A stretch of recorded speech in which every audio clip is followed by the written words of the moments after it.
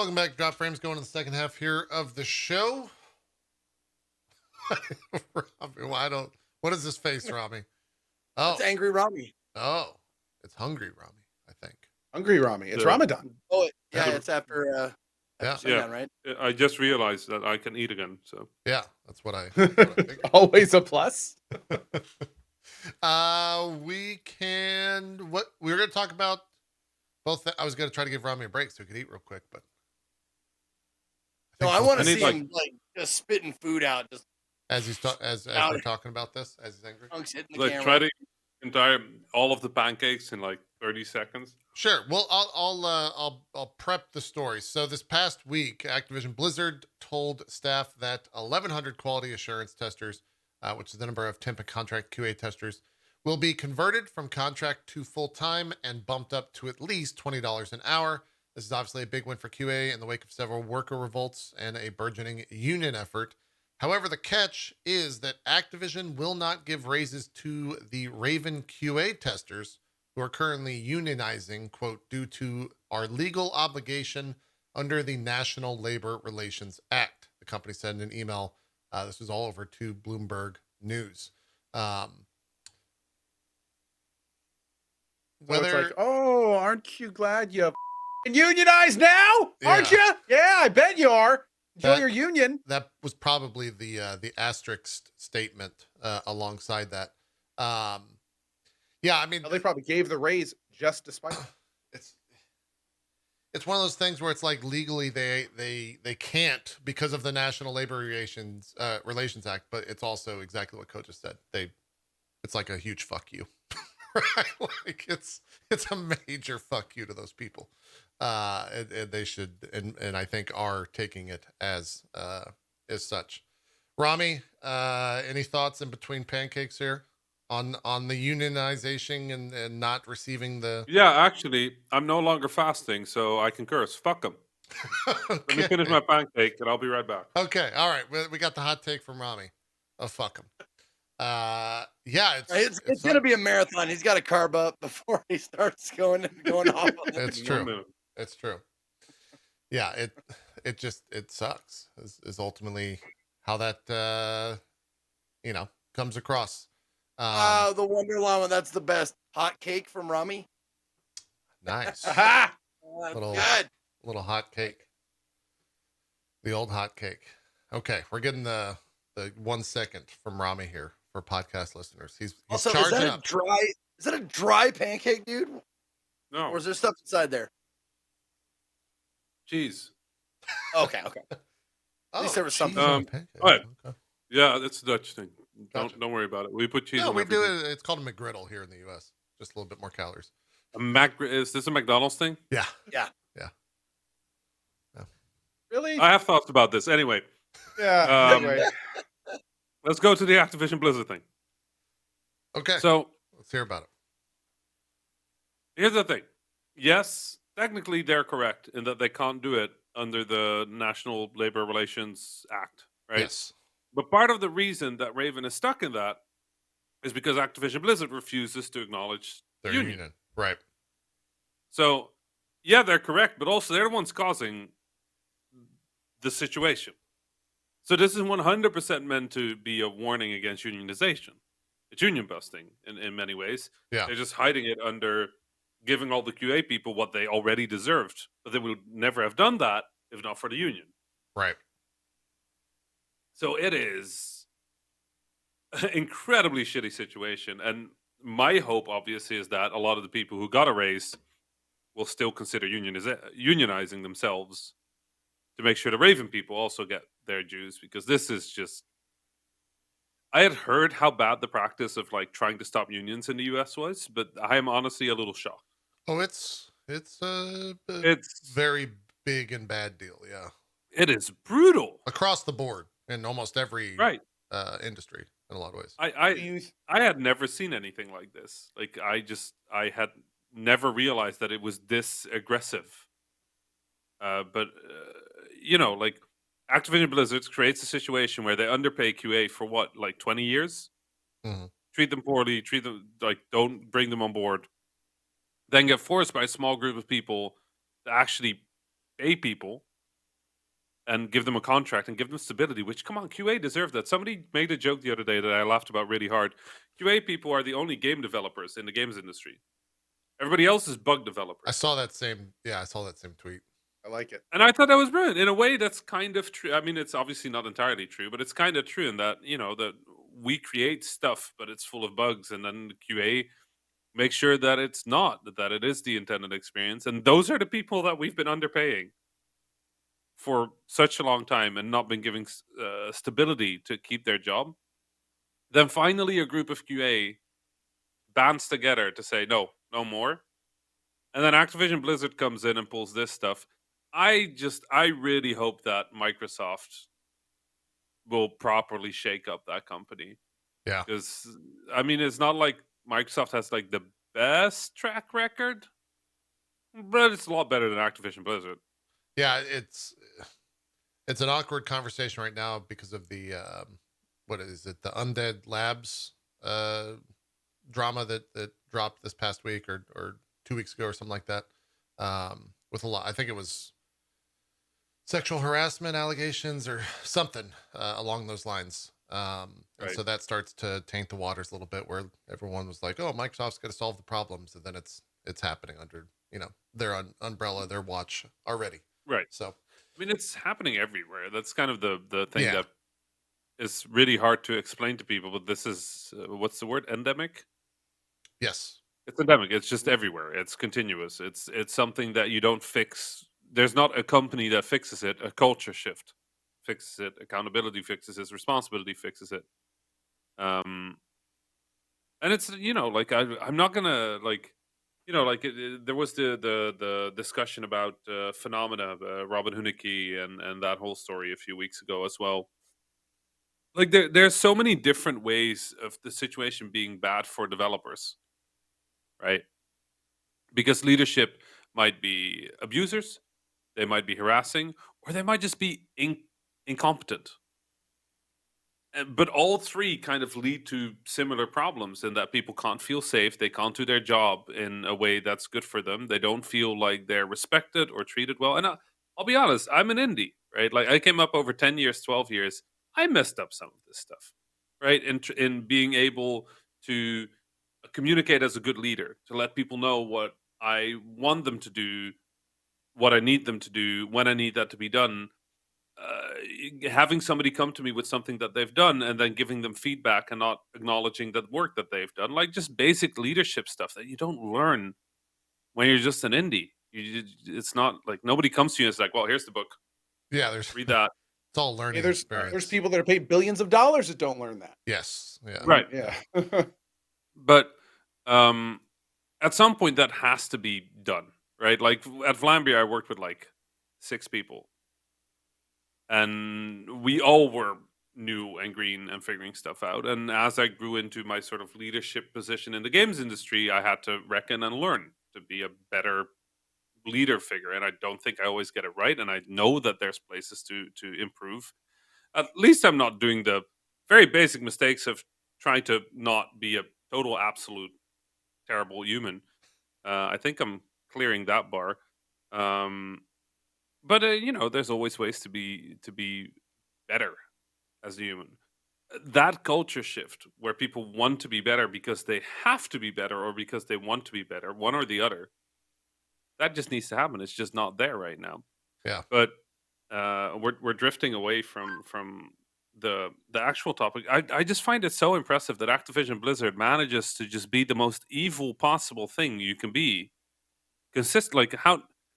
Is this a contest? Like, are they winning? Because I think they're winning. Ubisoft Like, they have like was in the lead torture for a while. apologists.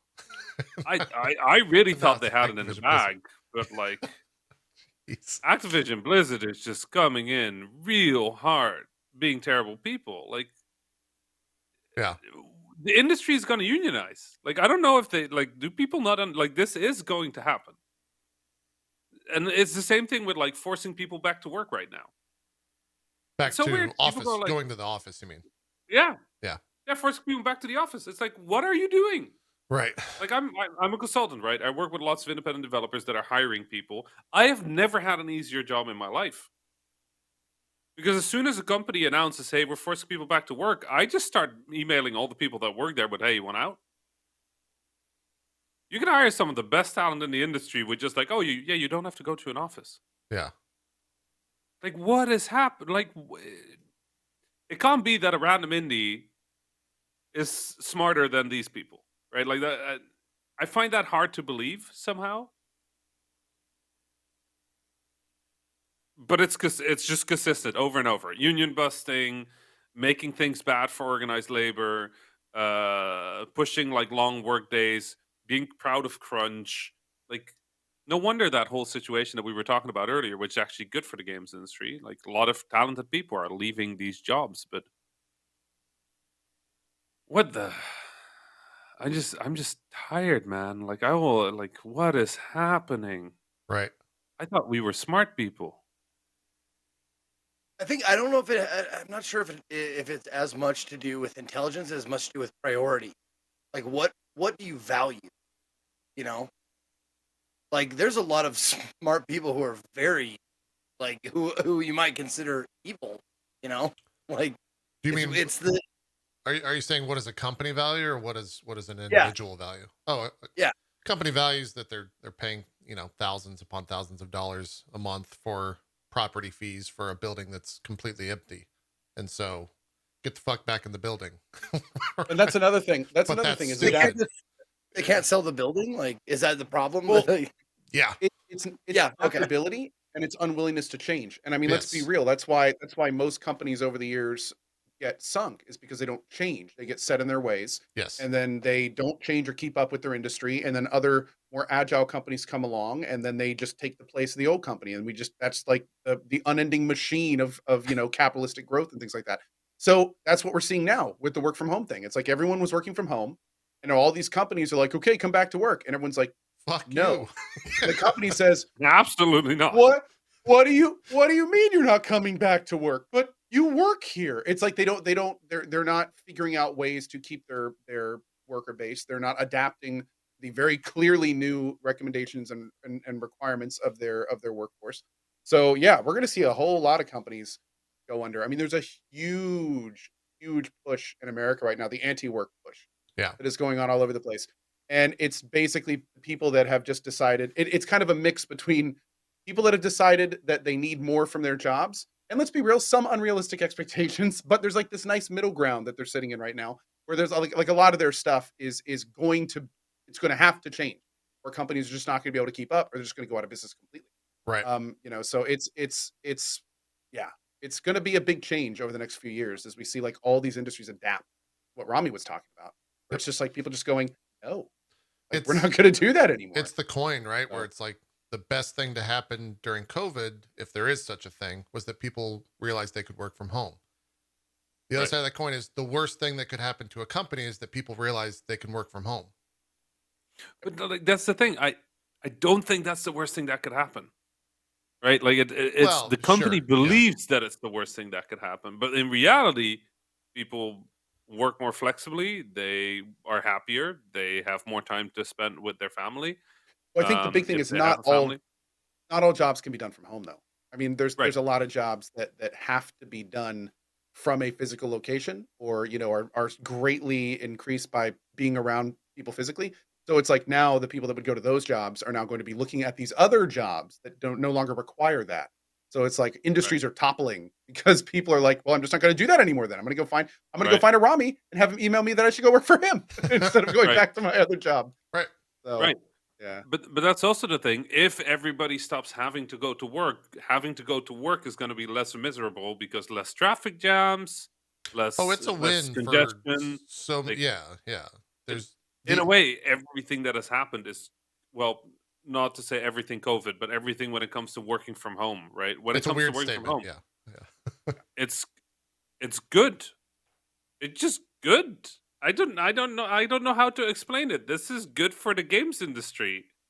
It's nice. Well, People. it's that whole necessity is the mother of invention, right? Like, we needed to work from home, so we fucking figured it out, and we also figured out along the way, same like going to the moon. Like, how do we get to the moon? And we figured out a bunch of shit like we didn't know on the way to getting On the way to there. moon. Yeah. Right. But that's the thing. Everything, honestly, when it comes to game development, there is literally no reason to go to an office. There is a reason sometimes to do meetings that feel like they're in an office. Yeah, but beyond that, not really. Like hybrid seems to be the future for game development. And then on top of that, there's the whole push for 4-day work weeks. That's happening. Yep. Well, a lot. Really nice. What's the company that's changed? There was a pretty major company in the game world. Eidos. I Yeah, think Eidos Eidos was Interactive. pushing That's 4 who days. it was. Yeah. Yeah, they're doing 4-day. Yeah. And that All also of just Eidos? makes. Like all of them? I think Eidos Montreal. It's Montreal. Galaxy Right. guys. Cool. But like it's that kind of stuff. Like that's how the industry is moving. And I don't understand how Activision Blizzard thinks like, yes, okay, let's screw over the organizing workers. How that's gonna help with anything. Because I see like they're bleeding people Yeah. at a really rapid rate. I don't know if you've been watching Twitter the last week, but on my Twitter, it's game developers mostly that I follow. The amount of photos that I've seen of people standing in front of the statue being like, today was my last work day. Oh, Not it- insignificant. Oh yeah. I know a ton of longtime workers, longtime friends that have been at Activision Blizzard that have left in the past 6 months, past year, really. And these are Yeah. people that, from my perspective, you heard the phrase like bleed purple at Twitch. They like bled Blizzard for years. Right. And Blizzard was when Blizzard was regarded the way they were regarded for all those years. Right. And now it's, complete opposite, and they're getting the fuck out of there. You're 100% correct. Right. And I think that's also just the culture shift of Activision Blizzard under, Kotick, where it's always been money all companies are money at the top, but Activision Blizzard really is like, we got to make as much money as possible. That's the goal. Kotick That's the needs to buy a directive. third yacht. Yeah. It's important. It's He needs always a been the yacht. goal for the past couple of years, and that's been the downfall of the company in so many ways. And you see that in the games that they make, right? Like you see all of their efforts being focused on COD Mobile, and now Overwatch 2 is what it is, and Blizzard is what it is, and World of Warcraft has fallen out of favor, and all of that stuff happened, and a lot of that's just like profit. It's all greed and profit, which we've talked about before on the show, is kind of leading the directive there. I'm all for profit, man. Like, come on, like, please, I'll take profit, but like that's Well, that's why I threw in greed a little bit stronger of a statement. Yeah. It is the Activision Blizzard has just forsaken any humanity at the top. Like there's nothing left, and what a sad fall. Well, it's the kind of for thing both that of those companies, honestly. and we've talked a lot about it on this show in the past, but it's like companies generally start with a focus, and especially with game companies, it's like we want to make a product to deliver to our fans and people that love to play video games. That's how most game companies start, right? Especially indies. Like we want to make a good game so people have fun. We also want to make money because it's our job. The goal is to make a good game that people have fun and enjoy. Yeah. We want to respect our player base, and we want to respect the people that give us money. And over time, as companies get bigger and bigger, like Activision's and in Bethesda in that case and stuff like that, the focus becomes less about making a good game for the player. It becomes more about making money. And then eventually you get up to Activision Blizzard levels where the company is no longer about even making games. It's not about anything about respecting the user. The company is about making money. That's what the company does. The company makes money. Their product is making money. It's their focus. It's what all of their resources are used to. And sure, they make games to that end. But the focus of the company is no longer about the end user experience in any way. It's just about how much money they can get from them to keep that alive, essentially, and keep their board happy. Yep. So you either die in indie or live long enough to see yourself become a Blizzard. that's right. Damn. There Correct. you go, man. Yeah. It's correct. I hate to say it, but that's like the goal of all big companies. Like that's It a public is, company. yeah. It becomes Right. eventually just to make money. That's what the 100%. company does. And unless you can somehow keep those core members that had the spirit and passion from the company started, which does happen sometimes, eventually that's just what it's going to become. Where Well, every single person works at the company is there just to make money. And That's their, sometimes those people do exist, like you said. It's just other people buy in that just want money, because they have money and they could do that. That's also another situation where games started to grow so big that outside sources or outside influencers are like, oh, you're making money. I would like some money. Here's some money. And you're going to take my money and make more money with that, right? Great. Okay. We'll see you in 10 years. By the way, fuck unions. I don't want any of that shit. By the way, make sure you get a mobile. Make sure you see, like, all that starts coming into play, right? Where money starts direction. I don't know. Like here's the thing. I'll be really honest with you. For most indies, money is a core goal, Mm-hmm. right? Like it might even You be have the to highest have money priority. to live. It's a necessity. Yeah.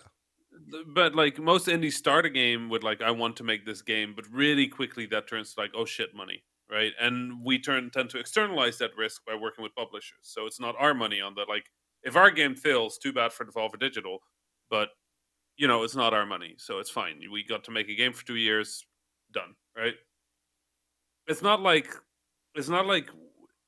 we're above. Like everybody does that to some degree, where the goal of a business of any size is to make money. That's true for game developers. It's true for Twitch streamers. It's true for literally anybody doing this weird creative commerce thing, Yeah. where we are creatives, right? We do things because we love it, but the business reality is also there, and you know, it's sort of we shift between the two. If you're financially very stable, you might not worry too much about money anymore, which is, you know, that's a tremendous privilege and it's awesome, and you can really focus on the creative. But until you hit that point, it's always a dance where you're moving between the two. It's just the dance dissipates. It stops being a dance. It's money all the time only. And that's the where Co is saying, like, you become the Blizzard. When a company goes public, that's what has happened. Sure. Right? It's about the money always. And there's never the dance between like, okay, we've got enough money to take some risks. What cool stuff can we do? When the money you get on top of what you need starts being spent only on making more money, instead of going like, okay, let's take a creative risk. Let's do something weird. You become risk averse at that stage. And that's the problem, right? Yeah. Because when EA had a whole bunch of money back in 2000, and I don't remember what it is, they made Mirror's Edge, they made Dead Space, and it was golden age EA. It was weird. They had all the money because they were pumping out their FIFAs, they were pumping out their NFLs, they were pumping out year after year, and they were good games, but they were not special games. They weren't risky games. But when they had the money, they spent it on something risky, and I will always respect EA for that, right? That they took that gamble back then. But right now, you're seeing a lot of companies where it's just like, okay, we have extra money. Let's fire a whole bunch of people so we have more money, and let's spend that money on another safe thing. Mobile game. Whatever it is. Because mobile game, NFT game, another game in the NFTs, same right, series. Right. Like, they're not creative risks. They're What about a financial. gotcha game where you get NFTs for playing? Ooh. Ooh. Boom! Did you get $1 billion. Yeah. Zeke's head of the board. Congrats on your promotion, Zeke. Yeah, I Did I just erode a little bit of your soul with that comment, Rami? He probably got pitched No, that very fucking idea at GDC multiple times. No, I'm just going through my listing if I have a board position at Activision Blizzard, because I think you'd be perfect. You're hired. Yeah. I always wanted to sleep on a pillow made of money. But Scrooge McDuck I think that pool with gold coins. Yep. right. But I think that's kind of my thing here is just like, I don't care that businesses want to maximize profits. Like, please do. But like, when you do, please use that money for something useful or valuable or nice, or to give back, or to improve the world, or whatever the hell it is that you're doing. No. But that's the thing. That's where the priority thing comes in. It's like, when you make a lot of money, do you prioritize making more money, or, you know, because like, yeah, do you prioritize making more money or making good products? Yes. But also, I think like it's really important to think about, because there's a really compelling argument otherwise. Because, you know, Rami, you're saying like, you know, you could do good with it. You could like fund new ventures. You could create new products in the space. You could do all sorts of interesting things with it. But the problem is, you could also buy yachts, and yachts are really, really cool. That's true. That's true. They're like a So wait, boat. if I They're, like, if I real can choose, big. Yeah. if I can choose Yeah. between like making my workers not have to work a second job or getting a yacht, yeah, I see. I mean, I that's think a clearly difficult yacht. choice. Yacht I mean, wins that's- out. A lot of, I mean, yeah. I mean, I mean, you should Wouldn't- see mine. It's a lot of fun. wouldn't the employees be proud that I bought a yacht? Maybe they would feel better about their work, right? Do you think they actually think like that? In the Sports CEO people? death match, yeah, I think probably. they absolutely like again going back to stuff we talked about on the show.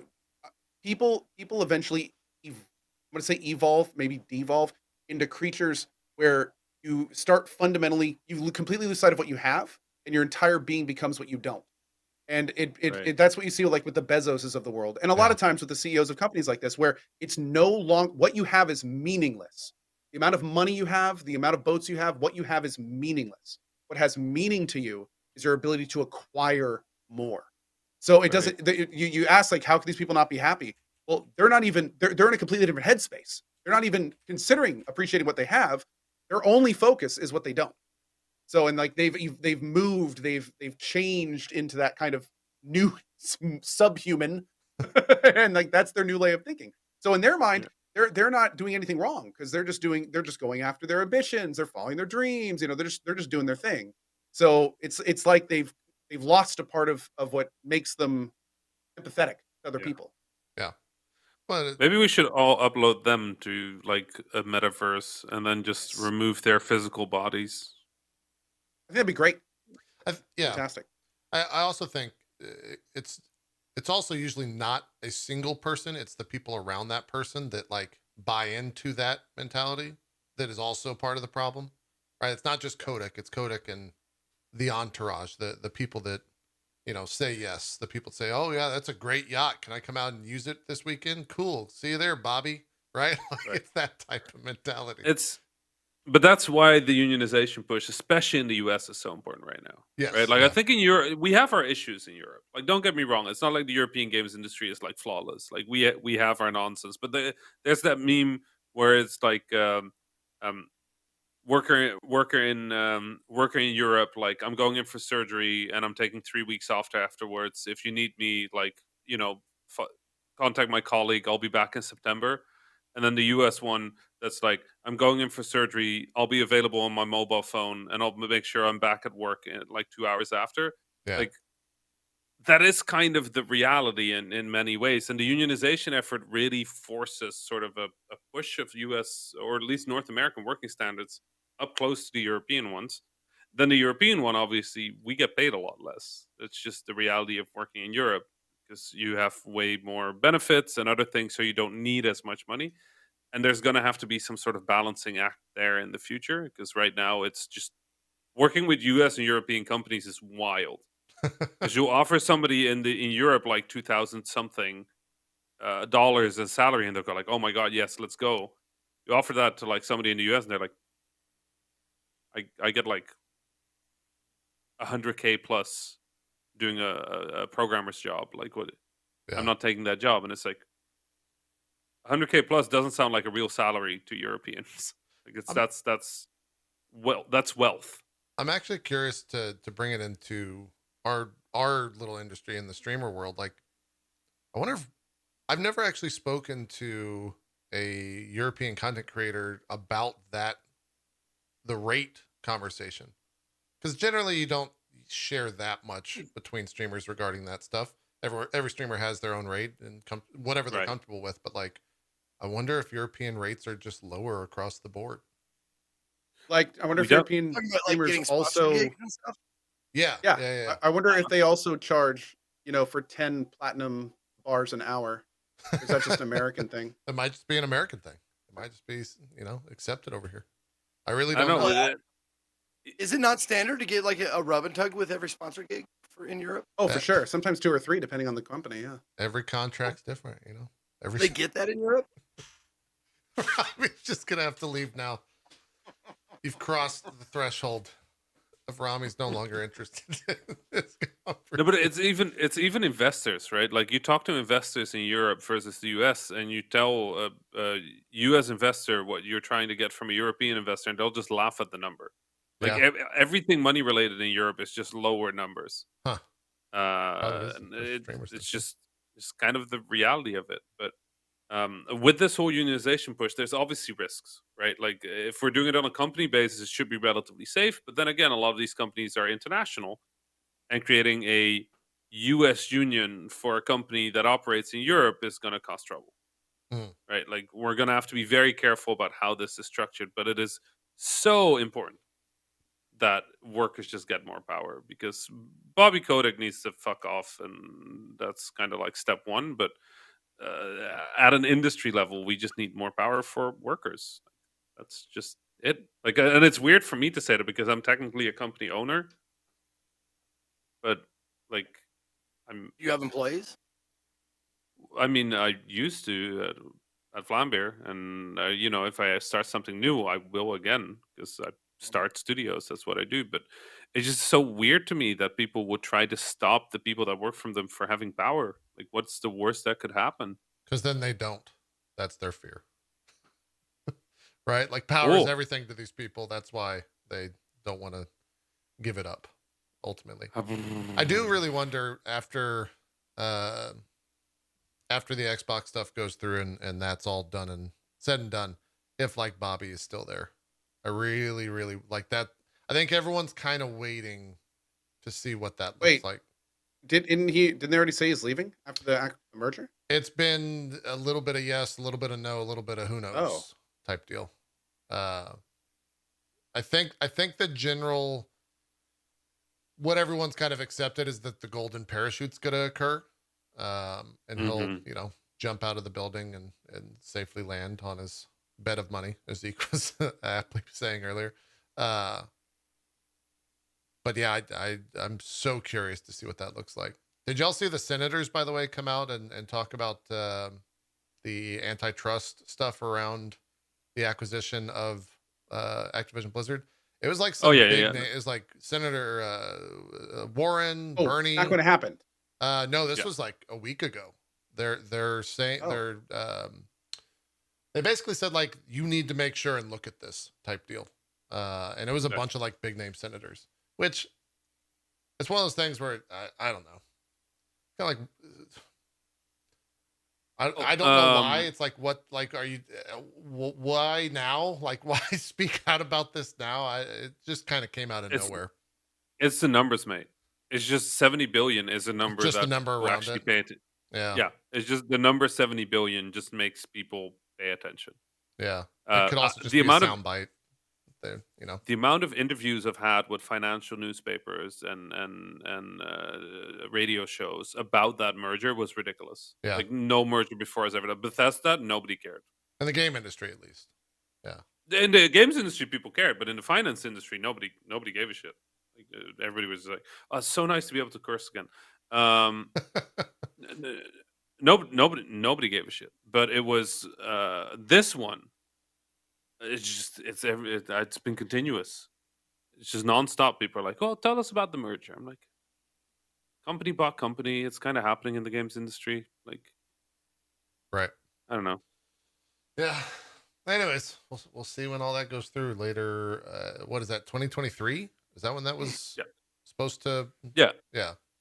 And then meanwhile, lots of love for the people at Activision Blizzard, and also fuck Activision Blizzard. Both statements could be true. Yeah. We got like 30 minutes to get. We could talk some video games. Rami, you broke a Steam Deck. How'd that happen? What? Oh yeah. I think we're all. It was in my bag. Okay. Are you gonna blame TSA for this? Okay. Nope. No, you just. Nope. It was literally just in. It was in my bag, and it just I can grab it. I guess I can show you what it looks like. It's not pretty though. It's like. Yeah, sure. Let's. People want to see a broken Steam Deck. Let's see what that looks like. He's so excited to do this. I loved his just complete malaise around that whole situation. Fantastic stuff. I think between the three of us, we haven't really been playing too much games. We're kind of I'm revisiting old stuff. I think you did some X4. Are you done with Tiny Tina? Is that all wrapped up?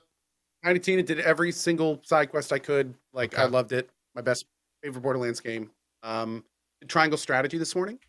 That game, I played about almost 4 hours of Triangle Strategy. It hasn't hooked me yet, but the gameplay and stuff is fun. So I'm going to give it another session and see if the story can do anything. And sweet. I played the Returnal DLC too. Mm-hmm. Oh, okay. Fun. Yeah. Remind me to circle back to that. Is that an exclusive game? Triangle Strategy. Fun. Yeah, Switch exclusive. Switch. Okay. Yeah, it's a Square Enix. Because I'm looking at Senkaku Renai Love Triangle Trouble, and that probably is not the game that you're talking about. No. at all. No. All right, let's. Oh no! So, Bummer. Did you get a carrying case to go with that thing? man,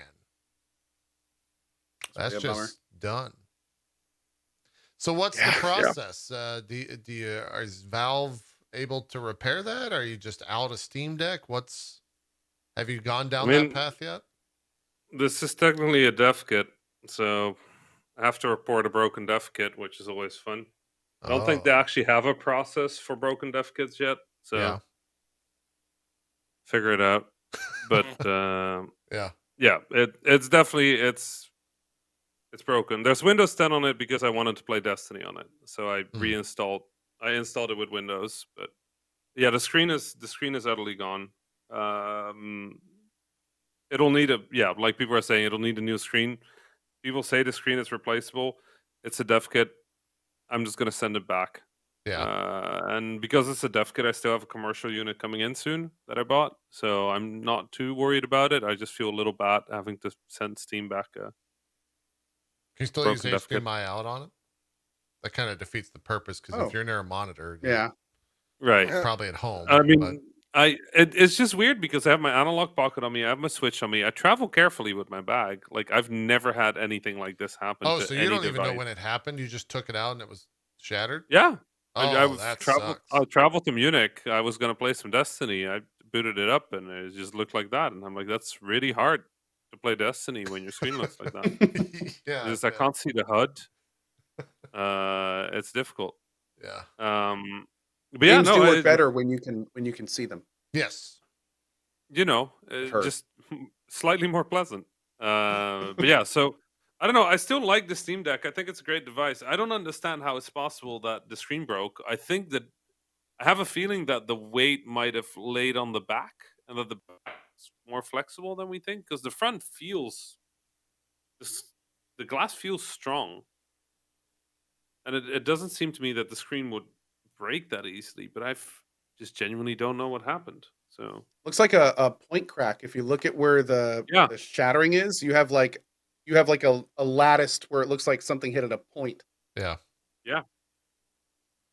I'm pretty sure that happens to my Switch too, but that one didn't break. So I don't know. Yeah, just very unfortunate. Kind of sad about it. Yeah, of course. I mean, those things are hot commodity right now.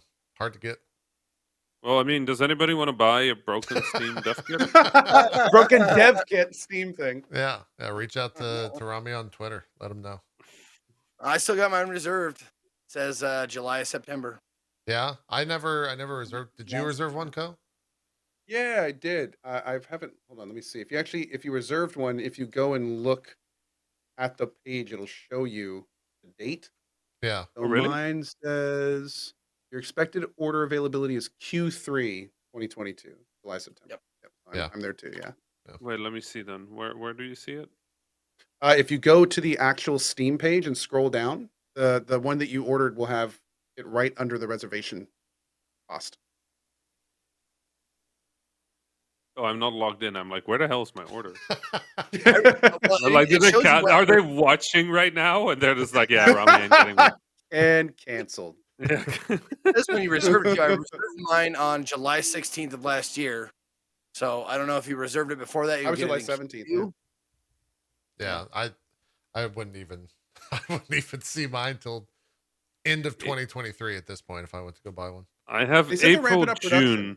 Oh, there you go. April, June. When did you reserve yours on? Yeah, July 16th. Oh wow. Okay. How the hell are you getting yours first? Well, he's got those. Same day. That was when the reservations went live, right? Yeah, it was immediately. It's just different points of that day. Yeah. You know how we have streamer privilege, Zeke? He's got developer privilege. Okay. Indie dev privilege. He gets those links a little bit faster than we do, if you know what I'm saying. Well known indie dev privilege. I mean, a positive review from Rami is like it's worth its weight in gold in the industry. You know, like I don't know if you if you ever look at Rami's Twitter account, like half of those are paid for. I don't know if you paid for by like sleepless hours and regrets on my side. 90% of the time I tweet, I look back at the tweet, I'm like, why did I type? I think my life would be better if I did not have a keyboard. Like, just genuinely think my life would be better. Maybe. I don't know. I mean, I'm still playing on the Analogue Pocket. That thing is great. That's the download a game a day. What's the frequency they release there? No. That's the play date. Oh, that's that the thing play is date. also Okay. cool. Yeah. The Analogue Pocket is the Game Boy. Oh, right. The Game Boy yeah. that plays the actual Game Boy cartridges. I'm playing Golden Sun again on it, and I'm Yeah, you mentioned halfway that through the last stage. I think, Zeke, didn't you look into buying one of those? Last time Rami was on, he mentioned. I don't know if you ended up getting one though.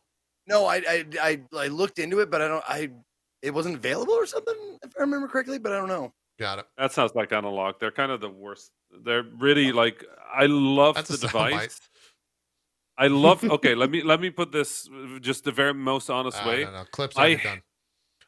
Okay. Well, in that case, just make a new clip. The Analogue Pocket is Shit. an incredible device. Analog is the worst company I've ever bought anything from ever. Oh. Like, their communication is bad. The struggle bus. Their reservation system is bad. The way they deal with everything is just atrocious and annoying. And you learn about game company. You learn Their products are so you good. learn about if you bought something, you learn about a delay after the internet learns of it. Like, it's everything they do is just made to maximum piss you off if you've bought something. But then the devices are so good. Yeah.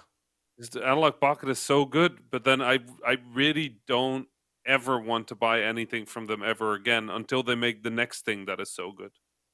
Got it. Until you forget Then about I want how it bad. immediately. Yeah. And then I'll instantly pre-order it and then just hate myself again for the 2.5 years that I'm waiting for the thing that was going to be delivered in 3 weeks. The pre-order life. That's how it goes. I have Kickstarters that delivered faster than the Analogue Pocket. Wow. I got a smart That's prayer heavy. rug. Wait. Smart prayer rug. All right. Now we got A Muslim smart prayer rug. What? Yeah. I didn't What? know which way it needs Oh, to be that's the faced. one. That's the one that has the U.S. Secret Service software tucked in it, right? Yes. That's Yes, what's smart about absolutely. it. Yeah. Absolutely. The Yeah. U.S. says No. TSA, check No. this man. Jeez.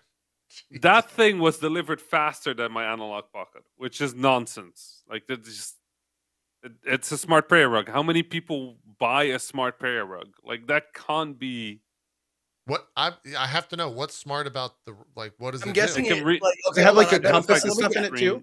It probably shows you which way to face. It probably has settable alarms and stuff like that to tell you like it's prayer time, shit like that. What else? It also has a screen that shows you the text that you need to read for prayer, and it can read them along with you. It can Is it heated? tell you. Oh, that's smart. I would love that. Well, it's not smart enough. Can it play Doom? No. Does it have I a mean- massage function? It's clearly some sort of Android device, so I probably can play Doom. And I will say, I would normally always mod a device like that. And Yeah, this something one- about my Muslim Yeah, I soul don't know. just That one it might just- be a I little can, tough. I modern can just shooter game. imagine. Can you imagine going to Allah and just being like, Assalamu alaikum. Yeah, the Doom soundtrack just kicks in. Oh, and man. Allah's just like, so hey, what's up with putting the demons on my prayer rug? Does it? What's up with that? And then it has the prayer rug for the Blizzard Activision execs that just you press a button, it just reads the prayers for you, so you don't have to. I know, right? So true. I mean, my lord, who has time for that? That's So true. you know, Right. yeah. Does it, Yeah, does every it time you count press like the button, you also Count fire a like- person, so they feel good about prayer. A little reminder to fire someone every person. Yeah, sure. Why not? That's the DLC. I'm just though. wondering if it Yeah. has like a step counter. It counts your How touches and it often tells you you- like? yeah, it tells you how many calories you burned at the end of your session. Jeez. I feel like you two should start a company for Yeah, smart you guys prayer have rug. you been to Kickstarter.com? Man, to if they sound Oh, like man. good ideas on paper, but man, that wouldn't. I You don't already think have the. You already have halal beards. You could totally pass. Like, it's fine. You just need to learn how to say "Assalamu alaikum," brothers and sisters, and everybody will believe you're Muslim. It'll be fine. Jesus, I mean, that's a future movie right there. Comedy between Co and Zeke. Zeke and Co accidentally start a smart prayer company. Yeah, I would watch that movie. but I think it would That be inadvertently becomes multi-denominational. Like, it would- inadvertently becomes a clone company. So we just clone executives and then just have them do the prayer every day, and that way the execs get their free pass, and they don't have to. They can keep doing their exec thing. Brilliant, perfect. Beautiful. yeah. That just gave me an idea for I'll a bring back the terrible movie where you hire people to do your prayers for you every day. It's like you pay us, we'll pray for you on your behalf. I hope What that's was not the a thing? thing. Like back in the day, they had it. You could pay for sins. It was called something. Yeah. It had a term. It's called the for it. Catholic Church. Well, yeah, it was sort of, but it actually was a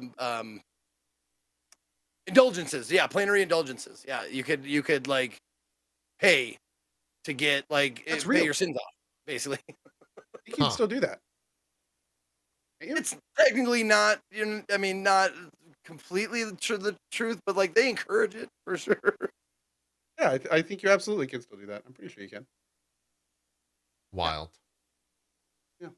That might Anyway, be the smart first prayer time rug. we've had a conversation about religion on this show. Took 7 years. Here we are. Smart prayer rugs. Assalamu alaikum. I did it. I did it. Yeah. I thought we were already talking about Ramadan earlier, so I guess it was sort of. Yeah, I- yeah. I kind of snuck it in. You're probably right. You're probably right. That's how they get you, man. They sneak it in, polite conversation, man. I will never forget It my sounds dad. pretty reasonable. My dad when I was growing up, we would sometimes have people at the door that would try to like bring religious Yeah, I don't know, like advertisements to us. of course. And we'll never forget my dad because he would always just like go like, "Oh yeah, please come in," and then offer them tea or coffee and just sit them down next to our entire cabinet full of Qurans and other religious texts. And I've never seen people more uncomfortable than that in Yeah. my entire life. And I've seen people in like random checks. I've seen people whose car was getting pulled apart to see if there was drugs in them, and there probably was drugs in them. But like the sight of those people just sitting there and just going like, "What a nice house." Just keeps going. Did they continue? Meanwhile, I can imagine your dad sitting on the other edge. So I know you wanted to talk to me about Genova and how you witnessed him, but I'd really like to talk to you about the Quran. That's literally what he would do. It'd be like, so because they would always go like, "We'd like to talk about God," and he would sit them down and he'd go like, "So yes, about God," and he just grabbed a book from the cabinet and just went like, "So have you read this?" Yeah. That's my favorite religious figure, Genova. Genova from Final Fantasy VII. Yeah. Is that not who they? Yeah, That's who no, they- that's correct. Yeah. Yeah, I was going to say. Yeah. Genova's witnesses. It's good. No, It's we good. we don't get that many people coming around, but like I was thinking about that. Like the first thing, That's one what of the Sephiroth first was. things they would see, like if we invited like Mormons or Jehovah's Witnesses or whoever knocks on doors, whatever sections of religion knocks on doors, one of the first things they would see would be a pride flag with a Baphomet pentacle on it and a pot leaf behind it. Like that's one of the first things they would see when they walk in the door. So I wonder what they think about that. Yeah. I don't think we've ever, when I lived in Texas, we got it a lot, but up here in St. Louis, we haven't had Mormons or anyone visit the house like that. Texas, though, we got it all the time. I never answered the door. I never actually had a conversation with one or had to get one to stop talking before. I just never answered. Right. Plain well. I just like the way my dad did it. Was always so respectful until they let themselves out. Yeah, no, that's a great Is- great situation. Yeah. Right. Your dad did it the correct way. Yeah. It's a nice way. I mean, for now, it's many years since I've seen him do that. But I think I've always been sort of raised like that. With like, you let people believe whatever they want. Talk to them about it if you want to, and every now and then troll them. Yeah, have a little fun. Yeah, it might as well. Like we're Might as talking well. about like We're talking about like invisible things that nobody can prove besides your own personal faith in it. So you might as well have some fun with it. Like, That's correct. why not? That's a very good way to put it, without a doubt. All right. Hey, we got to admit, video games. We do play them. We have Oh, 13 we minutes. got 13 Kirby! minutes left Kirby! to discuss video games. Kirby! Oh, Kirby we might is actually really have good. to say this is a Kirby moment, because the three of us, I'm sorry to say, will never touch that game. Really? Yeah, we're just not. It's we won't partake in It the is. Kirbiness. How is it? It's It is so Nintendo good. games are so hard for me to touch anymore. Like Metroid is the only like title that I would actually go back for. Yeah. But like Kirby is like the most brutal character in video game history. Did you? I actually, funny enough, Explain. I watched a video on what is Kirby. Did you know that Kirby is the personification of good from the creator of the universe? That's his actual lore. Well, that's why the universe is fucked up. If that is what why- good is, then like Is that why he eats everything? I don't know. He is the positive / good side of the creator of the universe, and the bad guy in the Kirby verse, which I forget the name of. The Kirby verse. Oh, there's a whole thing. I went down a deep hole. Didn't play the The game, deep but I know all here, about the right? all about the lore. the short version is Kirby is the most horrifying creature in every video game ever made. Like if this was an Elden Ring boss, you could just delete Elden Ring because you ain't beating Elden Ring. Kirby will fuck you up every single time. Like, and then he will use you to kill your friends. Yeah. He'll use whatever powers you have to murder everybody you love and then absorb them too. Kirby is the scariest thing I've ever seen in a video game. Unflinching Okay, well, in I'm his Why? in his mouthful mode. This is what Kirby is. Anyway, it's a great video game. Yeah. Having fun Well, with it? I actually have to concur with you. I have to agree with you there, Rami, that Kirby was responsible for several holes in my drywall, my apartment's drywall when I was due to one of my friends coming over and we're playing Smash together. and- Oh. He mastered the off the edge Float? drill kick you Oh. down. Kick. Yep. And I had I couldn't figure out how to defend against it, and he did it over and over again. And Yep. I, rather than punch him, I made the right choice, and I punched through my wall. Right. Yep. No, I mean, I'm a Kirby main in Smash, and I'm a troll in Smash. Oh, so- we were friends. Uh, Sorry. We are, but not during Smash. Nobody's friends during Smash. Friendships Um, are on hold. Yeah, that. temporarily paused. Yeah. But okay, so you three don't care, but for chat, if you like Kirby in 2D, they made it work in 3D. Yeah. And it feels it almost feels easy how well they did it, but it is full of really, really clever game design. Like, this is one of the cleverest conversions from 2D to 3D I've ever seen. It just works. It's super good. It's pleasant, relatively straightforward. I play a level a night before. Like, I play video games until I have suhoor, until I have my morning breakfast before Ramadan, and then after I eat, I play one level of Kirby. And after playing a level of Kirby, I go to bed. And it's been great. It's chill, it's straightforward, it's cute.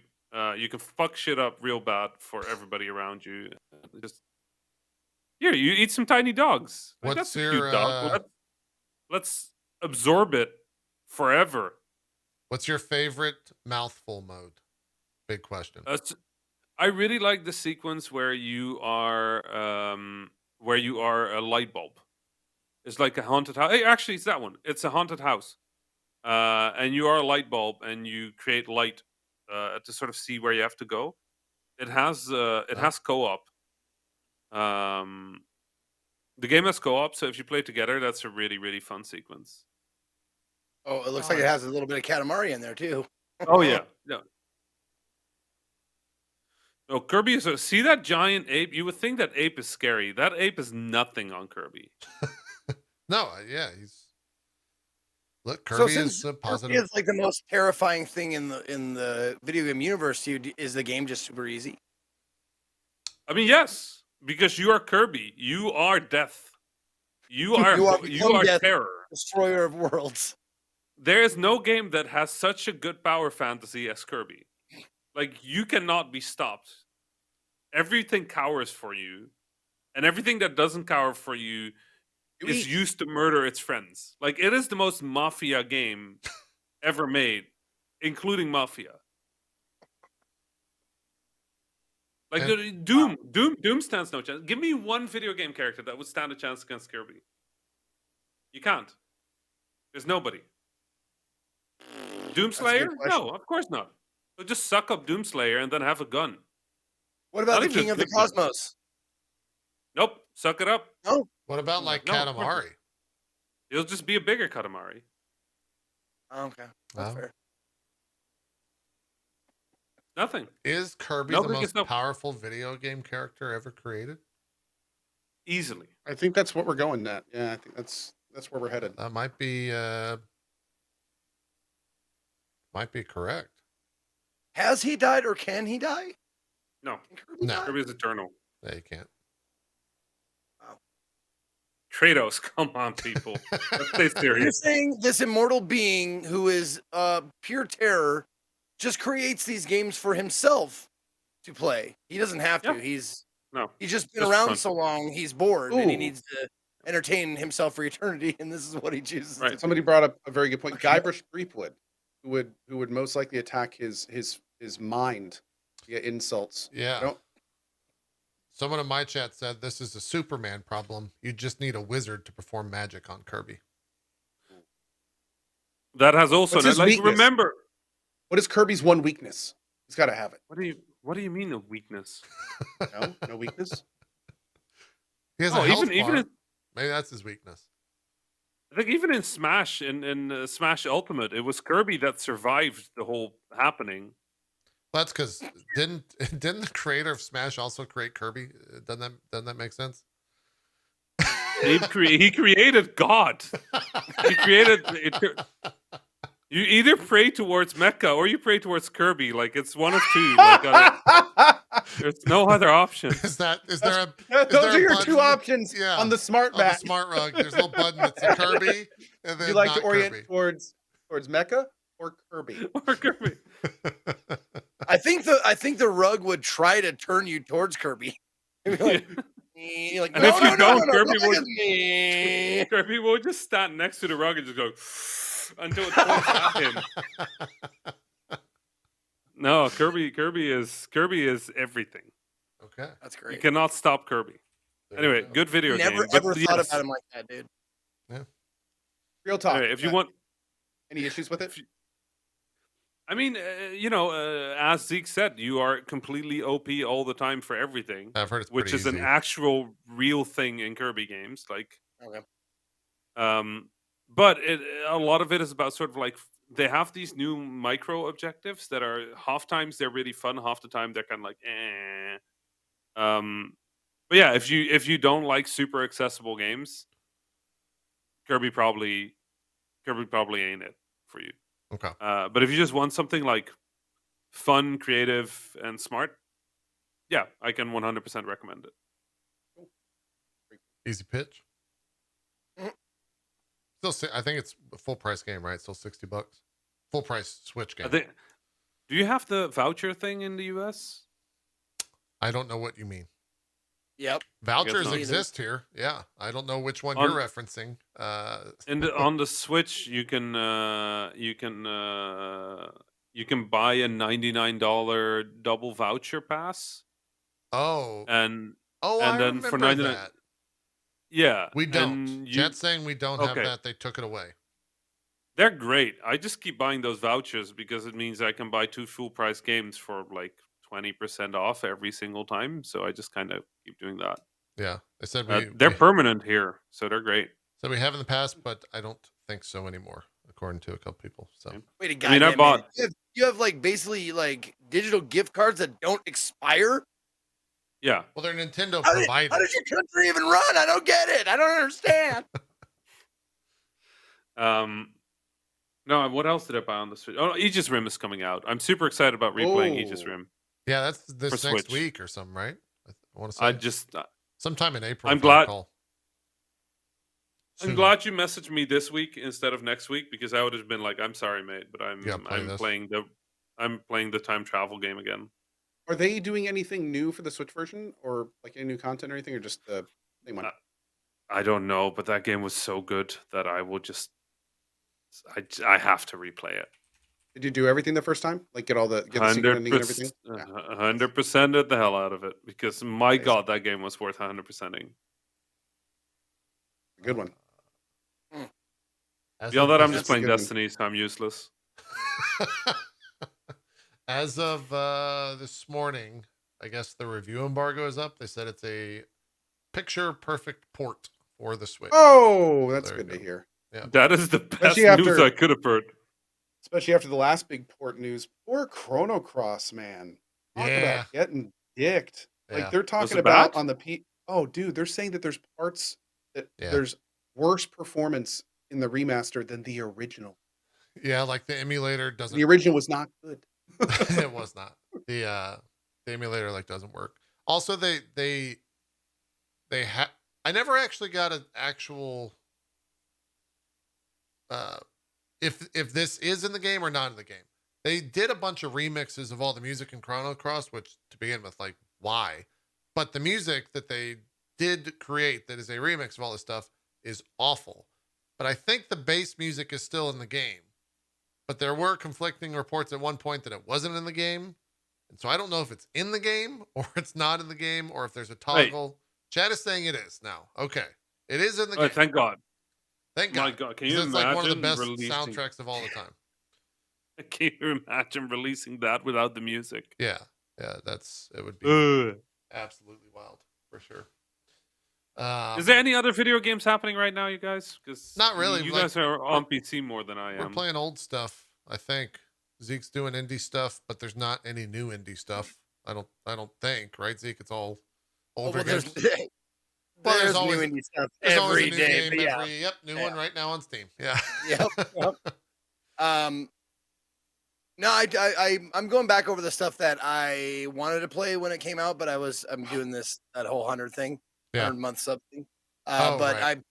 I repicked up Not for Broadcast. That's been a fucking. Oh yeah. yeah. I just bought that on your recommendation. I had so many people come in after watching your stream and being like, dude, you need to play this game. This game's incredible. It's fun. It's Oh, a man. lot of fun. Yeah. Cool. Should be finishing up Monday, or excuse me, Tuesday. Nice. But yeah, it's great. And then let's see. Yeah, I found a couple of indie gems that I've been playing a lot offline. One being Forward Escape the Fold that we discussed once before. Yeah. Just a card like journey game, whatever. And then I just been playing Patrick's Parabox. Oh yeah, Which still. is- That game, have you heard of that game, Rami? Which one? It's called Patrick's Parabox. It's like Paradox but with a B. It gives me like a little like Baba Is You vibes. Like it's a puzzle game all the way through. But there's a ton of puzzles. I've finished 200 and some God. already. And some of them are real, like I gotta really think about. It looks like this is one of those weird games that it says I have 29 hours, but I Probably leave left it it on. open. you Yeah. know? Yeah. Leave it on, leave it open. So, but like, it's been a treat. Like every new area, they change up the mechanics, like what the boxes do and stuff like that. So it keeps it nice and fresh. Yeah. And some of them are real brain stumpers. But yeah, I've just been doing that. Sweet. I already really like this person who made it. Why's Patrick that? Trainer. Just the stuff that they've done. Oh, okay. A lot of I Want to Be the Guy fan games. I know Oh, if you really? remember I Want to Be the Oh, Guy. that's why Zeke but- likes it so much. He's a huge, Right. he's a huge I Want to Be the Guy fan. Yeah. Yeah, no, it's just like if you go to their portfolio, it's just I Want to Be the Guy, just 75 times over. So, Got it. Cool. and they made an I Want to Maker, which is a level editor and online sharing systems for I Want to Be the Guy fan games. So, Nice. Cody Yeah. mentioned Returnal DLC. Any story elements in that, or is it Yes. just there is? Is it Absolutely. is it Right when you start up, more story or an end? it's more information in the world. I've not Oh, gotten to the ending yet, but okay. there's absolute story elements that happen as you do the roguelite game. Basically, a giant tower and it like appears, and your character goes in, and as you do runs, you collect items that go into like kind of a house situation. If you remember the house, how it Yeah. would continually like grow. There's a situation like that where you get items, you keep going. The rooms are random. You can get all those. You utilize all those weapon passives, which go in and follow you in through the levels, so you can kind of keep getting those up. There's new weapons. It's really Nice. cool, especially for free. Yeah. Oh yeah, free is Also, great. unfortunately, I have to go. I'd love to talk more about it. And Oh also, yeah, Zeke, yeah. I know you recommended not for broadcast for me. Kaido Files, the Lost Judgment DLC. I spent Oh, almost 10 hours playing the Lost Judgment DLC. It is awesome. It's on my short list. Awesome. Oh man, I would have loved to have talked about it more, but yeah, Yeah. unfortunately, I have to dip. a Do little some early, shout outs like, real quick. on time today. Okay. Yeah. Thank y'all so much for being here. I really appreciate it. I'm sorry, but I have to go. I got to go get dinner. I have a scheduled dinner I have to pick up. So thank you all for being here. Big thank you to Rami as always, Zeke and JP as well. Thank you guys very much. We'll see you next week, if not earlier. And coming up, we have Solasta DLC, X4, playing Triangle Strategy, and a lot of other fun stuff. So stop by the channel if I don't see you next week. Cool. Bye. Good luck. Enjoy dinner. Thank you. All right. I'm just going to X out. I'm Yeah, good. yeah, that's fine. Yeah, yeah. There you go. Beautiful. Yeah. Yeah, I haven't. He been looks playing so anything else. handsome when he does that. It's always a great time. Yeah, when It's we get just- this version of Co. He What looks a like beautiful man. he looks like Kirby. Yeah. He looks like he's gonna get ready to suck in the whole world. That's how Kirby looks for sure. Corby? I guess you can make it work. If you really try. Corby, oh no. Could be Corby. Or just Could be. Kobe. Oh no, I'm not No, saying it. oh man, Can't be Kobe. okay. Let's just, everyone's bringing down the mood, bringing it down. Yeah, in terms of what I've been playing, I've spent another 30 hours in Anno 1800. That game's still Oh shit! very good. Me and a friend of the show, Gas Mexican, went in with the goal of hitting tier 5 because we never got to it in the past. We'd always hit tier 4, and the management sim that is that game just became way too overwhelming, and so we couldn't do it.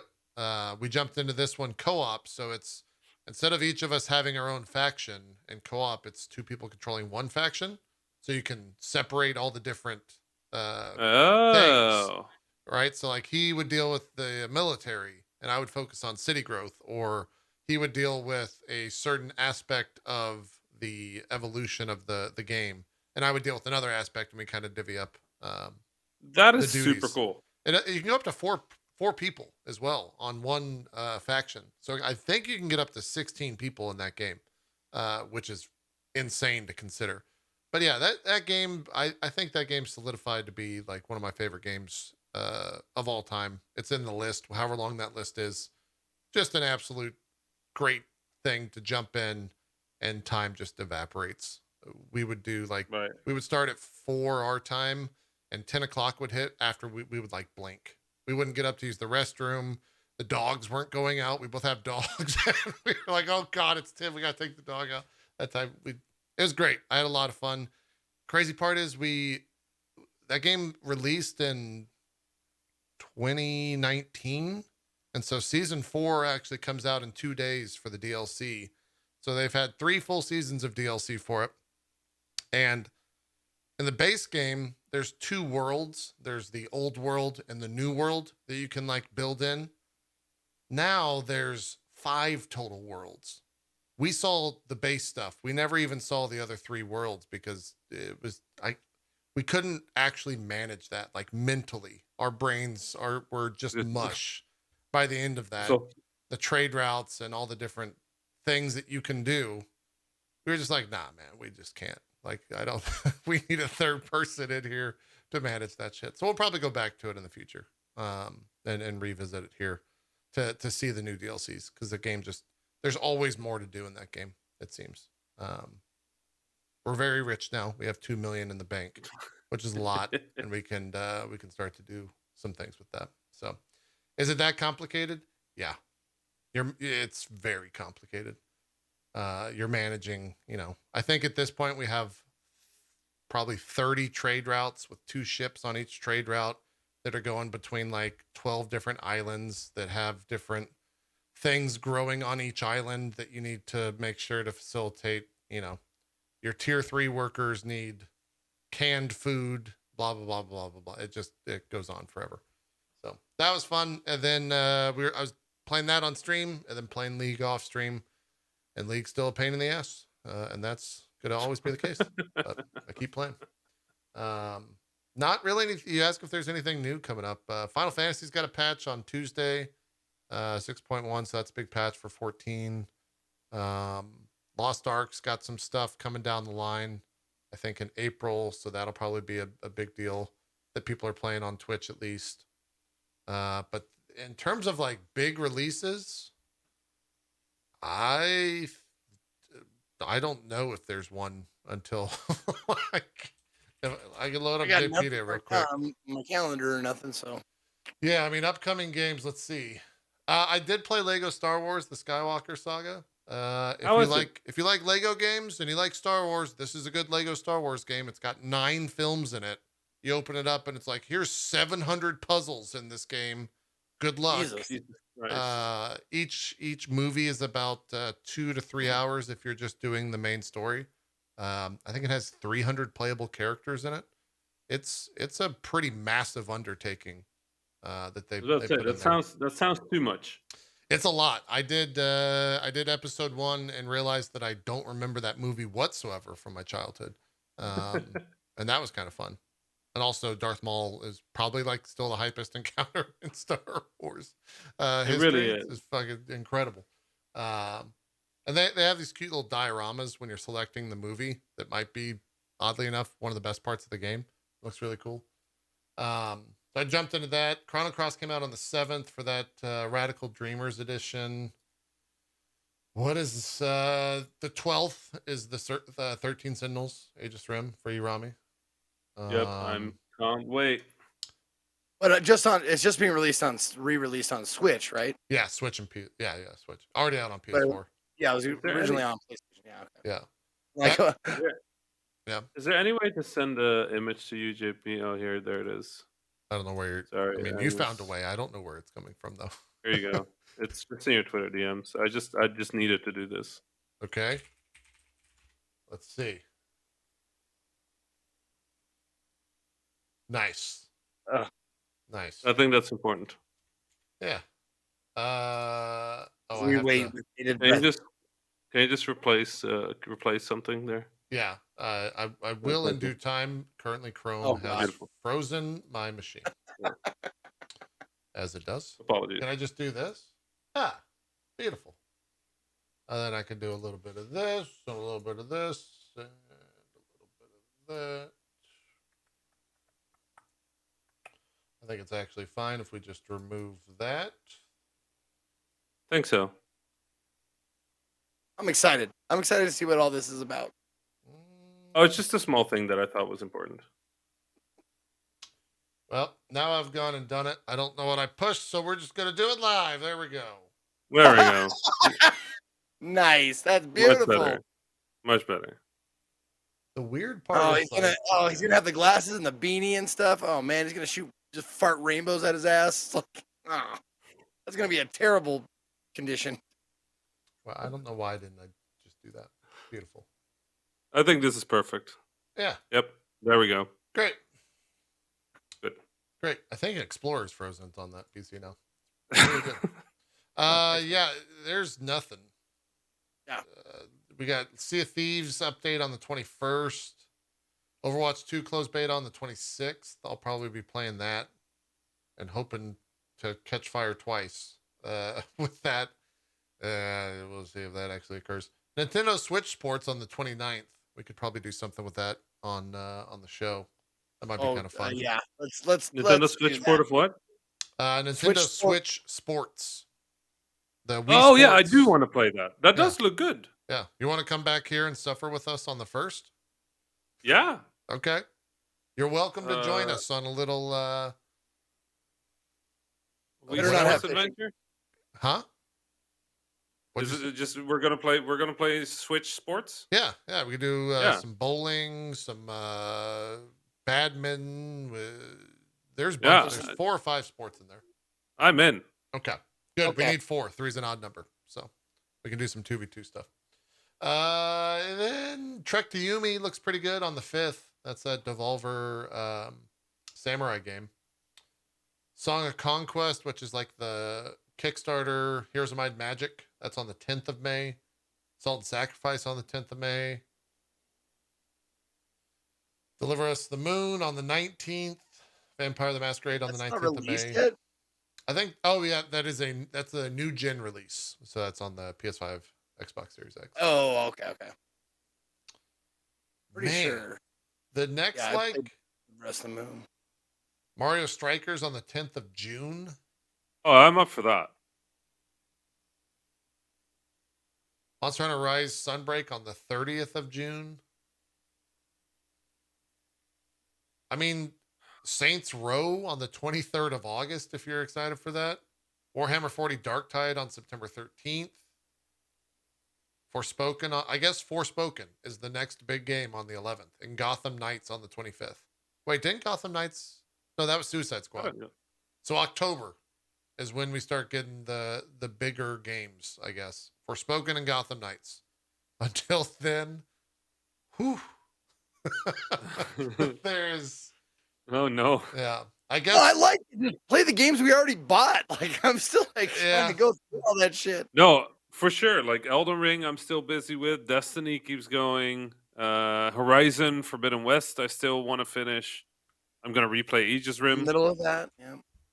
That's going to happen. Cult of the Lamb, by the way, put out some new gameplay the other day. That's that Devolver game that was shown at Gamescom opening night live, I think. Game's looking really good. It's looking really, really good. They don't have a release date to it yet. Sometime this year, I think, is still planned. Are you using the Metacritic upcoming game releases page or another one? I've got one. JPD.net. My mods made it. Oh, nice. I'm on the Metacritic one, and the first upcoming release PC game is the weirdest title I've ever heard for a video game. What's that? It's called Hentai Mission Ukraine. That's going to do it, guys. Thanks for tuning in. Good way to close the show. Yeah, let's do some shout-outs here. Ideas. Yeah, really a great show. Zeke, do some shout-outs. What's up, everybody? I'm Ezekiel the Third. You can find me at /Ezekiel_I on Twitch, Twitter, and YouTube, or Ezekiel the Third, all spelled out, on Instagram and TikTok. Thank you, Rami, for being on the show. And God damn, I love you. I love you so much. Also, thank you to JP and Co. as always for being great co-hosts. If you want to catch me, I will be on stream Tuesday. Might take Mondays off. So Tuesday I'll be finishing up, not for broadcast. We have a little bit left of that game, and I'm excited to see where it ends up. That game really causes a lot of, or creates a lot of great conversations around it. Like, brings up some really serious topics that I've been enjoying discussing with the chat. And then after that, I don't know what I'm doing. Sounds like probably I got to do Kaito's DLC from Judgment. So that seems like what I'm doing. Thanks for watching. Awesome. Rami, do some shout-outs. I'm still shocked about the Ukraine game. As always, it was fun being here. Appreciate y'all having me. Appreciate chat for always being good support and for listening to me rant about video game industry nonsense, for which there is eternal amounts. If you want to follow me, do that in other places as well. You can do that on Twitter, THA_Rami. And otherwise, I'll be back here at some point if after this last thing they invite me back ever. Yeah, you say that every time. I mean, I'm worried every time. You keep getting invited. After the special operation, war, the country of a united and strong people, they sent a spy in order to destroy all the invaders, terrorists, and the main dictator, Putler. Let the cute and beautiful spy find the old ruins of the invaders and find the main secret of Putler's strength and long life. It's available now on Steam. My chat is going to make me play this. You know that, right? Well, we'll find out more. Man, that's going to be a shocker for Co next week. It's been developed. It's been developed by a company called Who We Are Games, and I feel like somehow that's a very appropriate name. Zeke, I don't think you can play it, Zeke, on stream. Oh no. Okay. It says 18 plus adults only. Yep. Well, darn it. I'm not gonna taunt that bear again. I'm good. Yeah. Once is enough for me. Their previous game was called Hitler on the Moon. Let's Weird. go, dude. Let's Weird. just go. Yeah. I think I'm gonna. I usually like doing deep dives on stuff, but I'm good with this one. Some parts of the games industry I don't have to know about. Oh, Do they say how historically accurate it is? okay. If you want to know what that game is, go ahead and Google Hentai Mission Ukraine, and you can see some images. JP's face said more than enough for me. I'm good. My brain's Oh no. What am I doing this week? I don't know anymore. I've seen things that I can't unsee now. I'm so sorry. It was probably because the first word of that search was hentai, and that probably really you never really suspect it. It sneaks up on you, and when it does, man, captivating. I mean, provocative. I hope you did like a VPN or a private search or something I'm like on a that. list. Like, and Different list than my list, not a but- list you want to be on, probably. Yeah. Tune in next week. No. We'll see if I'm a VTuber. It's gonna be great. It's gonna be great. I think I'm doing Final Fantasy 14 on Tuesday, and we'll see where the rest of the week goes. MCU crew tomorrow. We'll talk about Moon Knight. That's it. I got nothing. Jesus. Rami. See you next week. We're out. Thanks everyone for watching. Rami, thanks for coming on. Love to have you. We'll see you on the 1st or the 2nd of May. We'll do some sports, as they say. Nintendo dude. sports. It'll be a good time. We're out. Have a good one. Bye-bye.